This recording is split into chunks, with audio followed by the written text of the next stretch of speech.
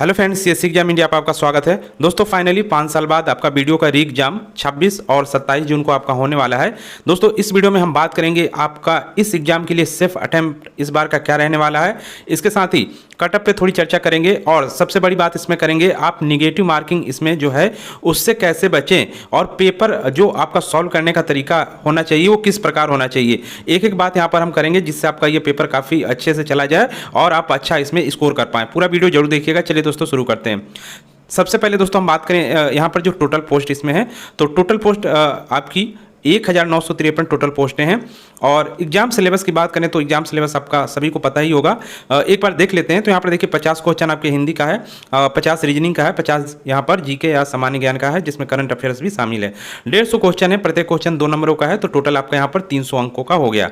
समय की बात करें तो 2 घंटे का आपका समय यहाँ पर रहने वाला है, लेकिन समय यहाँ पर ये ना यहाँ पर कम है और ना ही ज़्यादा है। मैनेजमेंट इसमें यदि आप सही से नहीं करेंगे तो आपका पेपर्स के क्वेश्चन भी रह सकते हैं, क्योंकि इसमें जो रीजनिंग है ये इसमें काफ़ी लेंदी आपको देखने को मिलेगी। पिछला एग्जाम जो हुआ था उसमें भी आपको रीजनिंग के क्वेश्चन लेंदी देखने को मिले थे। तो यहाँ पर देखिए 2 घंटे का आपका पेपर हो गया। निगेटिव मार्किंग वही 1/2 आपकी है, तो ध्यान रखिएगा इसको। नेक्स्ट दोस्तों बात करते हैं यहाँ पर आप निगेटिव मार्किंग की और साथ ही पेपर आपको कैसे सॉल्व करना चाहिए, पूरी बात यहाँ पर हम करेंगे। सबसे पहले निगेटिव मार्किंग की बात करें तो 1/2 यहाँ पर आपकी निगेटिव मार्किंग है। काफ़ी यहाँ पर निगेटिव मार्किंग दी गई है और यहाँ पर आप थोड़ी सी भी गलती करते हैं और ज़्यादा से ज़्यादा आपके क्वेश्चन यहाँ पर गलत होते हैं तो फिर आपके लिए काफ़ी हानिकारक सिद्ध हो जाएगा।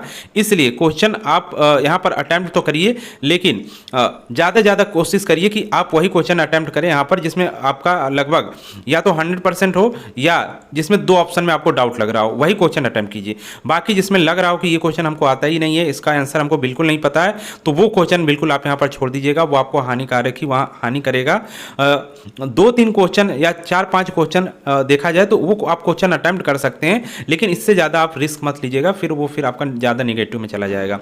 अब दोस्तों बात करते हैं कि पेपर आप यहाँ पर कैसे सॉल्व करें। तो पेपर सॉल्व करने में सबसे पहले तो OMR जो होता है आपका, क्योंकि ऑफलाइन पेपर होगा तो OMR आपकी बिल्कुल केयरफुली यहाँ पर उसको फिल करना है, क्योंकि यदि आप OMR में गलती कर देते हैं तो आप एग्जाम देने से पहले ही एग्जाम से बाहर हो जाएंगे, ध्यान रखिएगा।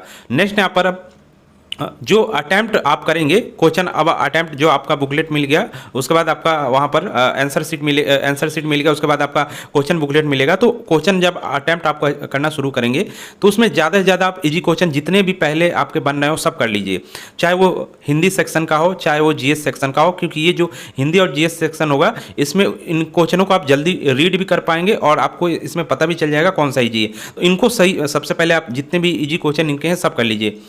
उसके बाद यहाँ पर जो बाद में आपका टाइम बचता है, टाइम यहाँ पर बचा के रखिए रीजनिंग के लिए। ज़्यादा से ज़्यादा टाइम आपको यहाँ पर रीजनिंग में देना पड़ेगा, तो टाइम का मैनेजमेंट यहाँ पर बिल्कुल आपको लेकर चलना पड़ेगा।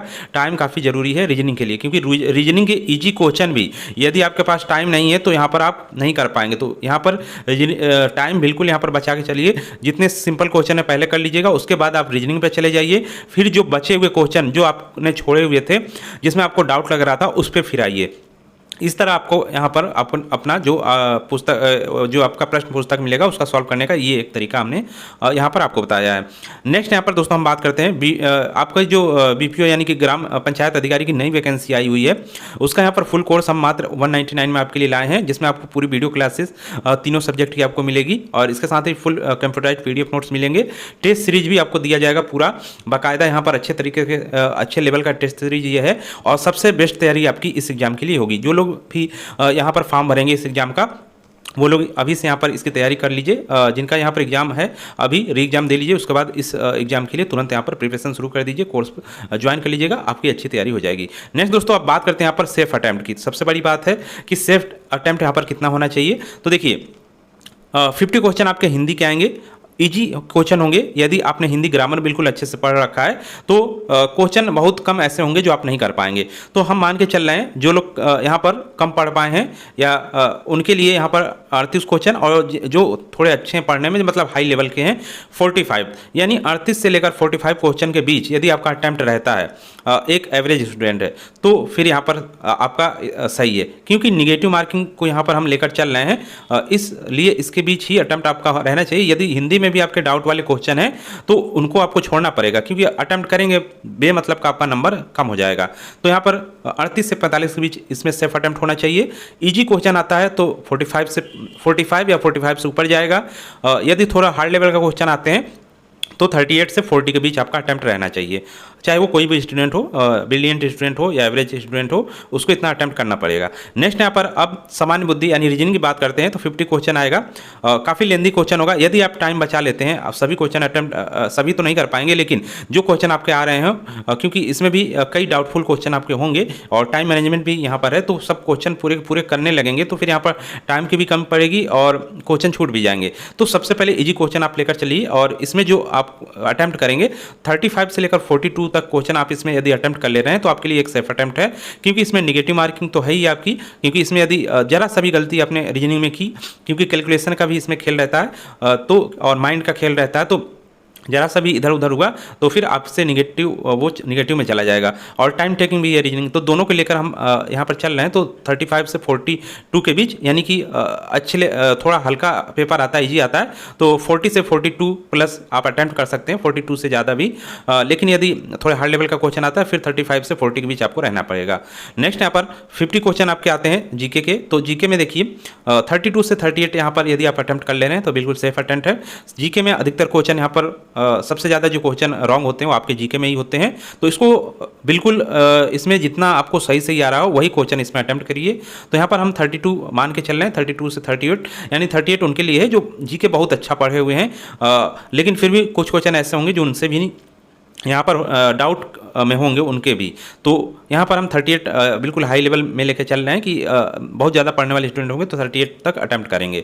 और पेपर का स्तर भी यहाँ पर देखना पड़ेगा किस स्तर का आपका पेपर रहा है।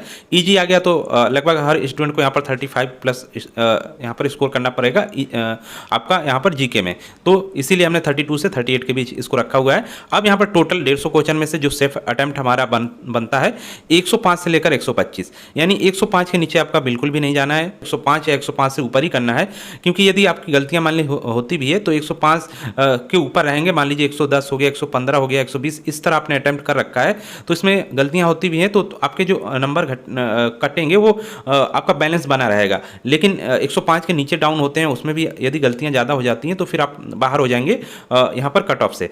125 अटेम्प्ट कर लेते हैं अच्छे खासे, इसमें 2-4 क्वेश्चन यदि हम गलत मान भी लें तब बिल्कुल आपके यहाँ पर 100% चांस है कि इस एग्जाम में आपका सिलेक्शन हो जाएगा। तो यहाँ पर बिल्कुल सेफ जो अटेम्प्ट की बात करें तो 105 प्लस और 125 से ऊपर भी यदि आप करते हैं, 125 तो है ही, लेकिन इससे ऊपर भी यदि आप जाते हैं तो गलतियों की संख्या यहाँ पर कम से कम रखिएगा। यदि ज़्यादा अटेम्प्ट करेंगे, यदि आप सोच रहे हैं कि हम यहाँ पर बहुत ज़्यादा अटेम्प्ट कर लें, 140, 145, 150 भी अटेम्प्ट कर लें, लेकिन क्या फ़ायदा जब आपके इसमें से 40-50 क्वेश्चन गलत ही निकल जाएँ, तो कोई फ़ायदा नहीं है। कम अटेम्प्ट करिए, अच्छा नंबर लाइए, अच्छा स्कोर लाइए, कम गलती होगी। यदि आपने मान लीजिए कि यहाँ पर 105 ही अटैम्प्ट किया या 110 अटैम्प्ट किया, 110 अटैम्प्ट किया और मान लीजिए आपकी बिल्कुल 100% एक्यूरेसी में चली गई, वो एक भी क्वेश्चन नहीं गलत हुआ, या मान लीजिए खूब ज़्यादा एक गलत हो गया, तो आपके उनसे ज़्यादा नंबर आ जाएंगे जिन्होंने 140 अटैम्प्ट करके और वहाँ पर 30 गलतियाँ कर दी हैं, उनसे ज़्यादा आपके नंबर यहाँ पर आ जाएंगे। तो ध्यान रखिएगा इसको, 110 आपने अटैम्प्ट किया तो आपके नंबर ज़्यादा बनेंगे। जिन्होंने 140 अटैम्प्ट किया 30 गलत कर दिया तो 110 वहाँ पर उनका सेफ में जाएगा, उसके बाद 30 जो क्वेश्चन है उनका निगेटिव हो जाएगा इसमें से, तो उनका नंबर यहाँ पर कम बन जाएगा। तो ये यहाँ पर पूरा मैटर रहेगा, क्योंकि निगेटिव बहुत ही ज़्यादा है यहाँ पर, 1/2 की सीधे सीधे निगेटिव है, सीधे सीधे आपके यहाँ पर नंबर ज़्यादा ज़्यादा कट जाएंगे। तो ज़्यादा अटैम्प्ट के चक्कर में ज़्यादा गलतियाँ मत कीजिए और इतना भी कम अटैम्प्ट मत कीजिए तो कीजिए कि आप एग्जाम से बाहर ही हो जाएं। अटैम्प्ट भी आपका 105 या 105 से ज़्यादा होना रहना चाहिए, तो आप बिल्कुल सेफ जोन में आप रहेंगे। ये मान के चलिए 105 प्लस यहाँ पर अगर आपका अटैम्प्ट होता है 99% एक्यूरेसी के साथ, तो बिल्कुल आप सेफ जोन में रहेंगे, ध्यान रखिएगा इसको। अब दोस्तों बात करते हैं यहाँ पर कटअप की। तो कटअप देखिए डिपेंड करता है आपका पेपर के लेवल पे, पेपर का स्तर किस प्रकार आ रहा है। अभी हम कटअप बिल्कुल नहीं बता सकते क्योंकि पेपर का स्तर क्या रहा है उस हिसाब से कटअप निर्धारित होता है।